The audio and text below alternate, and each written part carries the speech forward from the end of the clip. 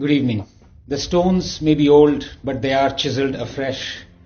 The civilization may be ancient, but it is born again. The people may be young, but they never forget. The day may be like any other, but it marks a new dawn. 7 empires, 7. 7 empires came and went, but one civilization stood its ground. This day in many ways redefines our civilization. But to understand how, we first probably need to define it. So what is civilization? How do you define it? Is it an idea to be thrust upon the subjects so they can carry it forward?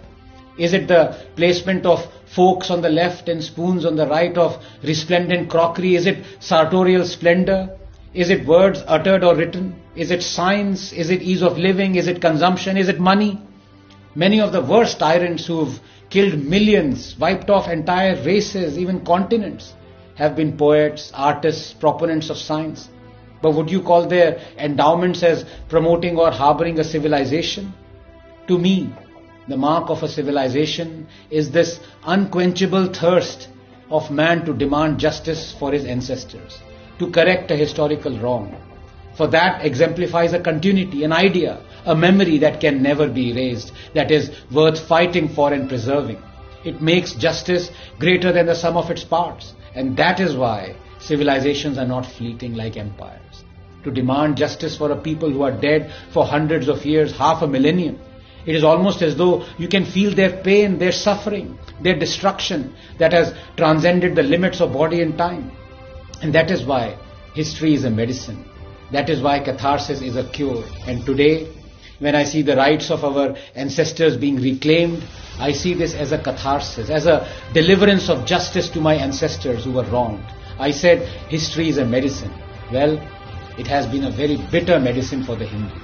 Our leaders feared the consecration of Somnath would herald Hindu revivalism, and we stayed silent. Our leaders gave away the most sacred Krishna Janamsthan fraudulently to the predatory Eidgah side, and we stayed silent. Our leaders promulgated the evil Places of Worship Act to deny us our legitimate right to reclaim our temples, and we stayed silent. The Nandi outside Gyan-Vyapi smiles. The baby Krishna buried under the steps of the Jahanara mosque stirs.